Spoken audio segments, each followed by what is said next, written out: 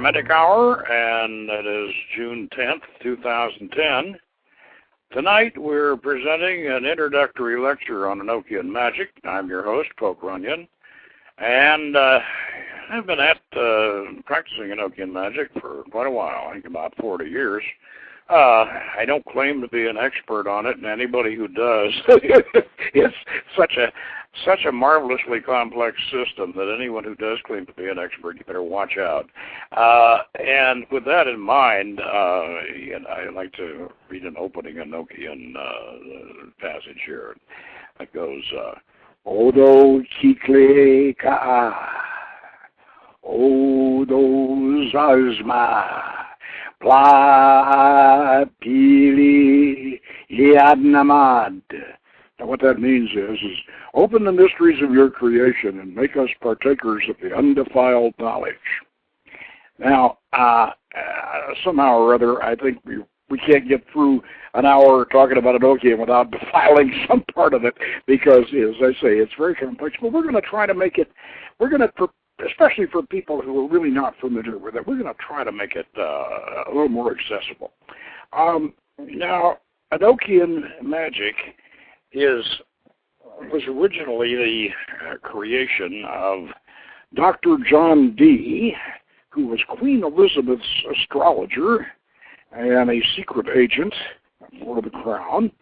The original 007, by the way, and that's where Ian Fleming got 007 for his James Bond, was because that was John Dee's code number when he was communicating directly to Queen Elizabeth. John Dee was a very famous mathematician and a scholar in Elizabethan times. That's, of course, the same time as Shakespeare. And John Dee was actually a devout Christian. He not what we would call a fundamental Christian. He had, in those days, Dee would be described as more of a Rosicrucian type. In other words, he had a great interest in mysticism and in the occult. And in those days, this was more accepted, providing you were on the side of the angels. And Dee was very interested in communicating with the angels, and being a mathematician and being a scholar of languages. He read Hebrew, he read Latin, he read Greek. He was really trying to get in communication with the hierarchy of the angels. Now, in order to do this, in those days, the Western world didn't have yoga. They didn't have yoga, and they didn't understand hypnosis, and they didn't really know how to perfect, how to acquire psychic ability if you didn't have it. So consequently, Dee needed to hire a scryer. In other words, a guy to do his psychic scrying for him, and Dee, of course, would jot all this down and interpret it, but he needed a scryer, he needed a psychic. So he'd gone through a couple of them, and finally he found a fellow by the name of Edward Kelley, who had a great deal of talent, and he hired Edward Kelley to be his scryer in this angel magic experiment. Now this is back in the in the 1500s, and so Kelley was a very talented psychic, but Kelley was also not a very savory character. He had been arrested for fraud, and according to, I don't know whether it's never been proven, but it was said that he had his ears lopped off as punishment for fraud, and that's why he wore his hair down over his ears. Kelley had a kind of an unsavory reputation, although he was something of an alchemist, and he was fairly well read in Agrippa, but nowhere near the scholar that Dee was. Now, they started out, and over a period of 5 years, with Kelley on the crystal ball and the dark mirror, and Dee with the notebooks back there taking notes and asking the questions, they started working with a series of angels. Now, I want to explain one thing about Enochian that people that, new people coming to it probably don't understand. In those days, the Book of Enoch, which was rediscovered in the 1700s, the Book of Enoch was not available. The only references that they knew of in Enoch were the ones in the regular Bible, and they knew that Enoch talked with the angels and was taken up to God. But this whole tradition of the fallen angels from the Book of Enoch was not available to them, and so consequently they did their own version of it. In other words, they talked to the angels themselves. They didn't have the Book of Enoch as a go-by. And that's important to note because there are differences as those of you get into the Book of Enoch and then you get into the Enochian system, and you realize the two systems are not really exactly the same. And that's the reason for that. So what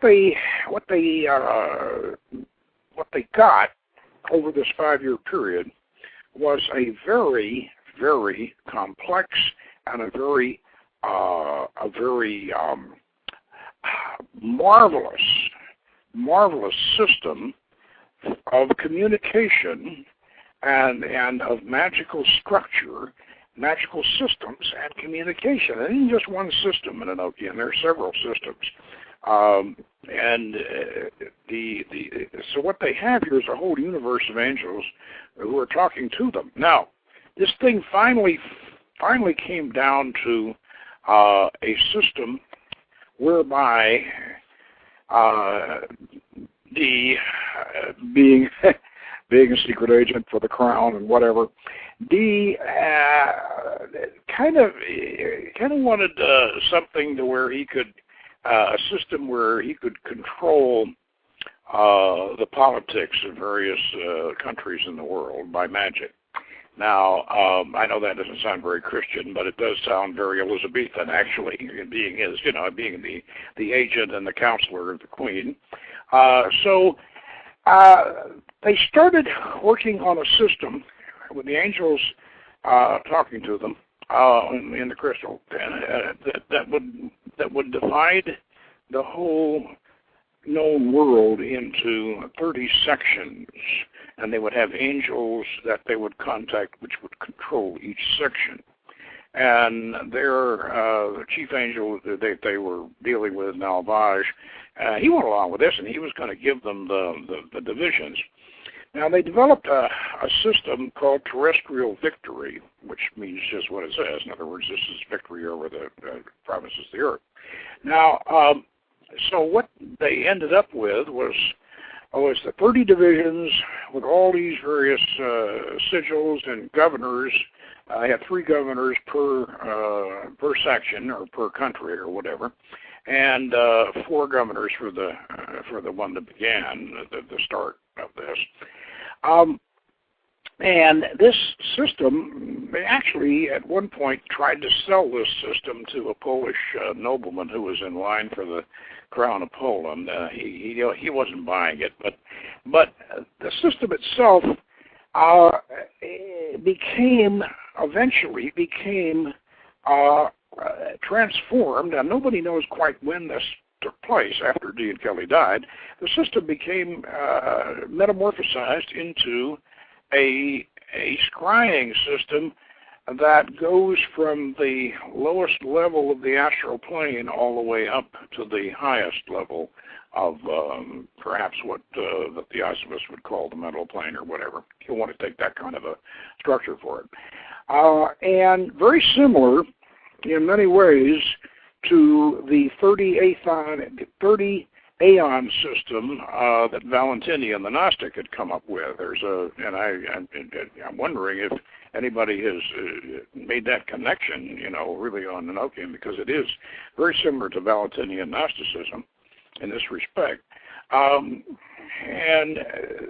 what this system does is it takes the whole universe and it accesses it by a series of tablets, 44 square tablets that are each attributed to one of the elements. Now, this takes a little bit of explaining, and I will try to get through this, for you so you can understand a little better. But first, before I say that, I got to tell you a joke.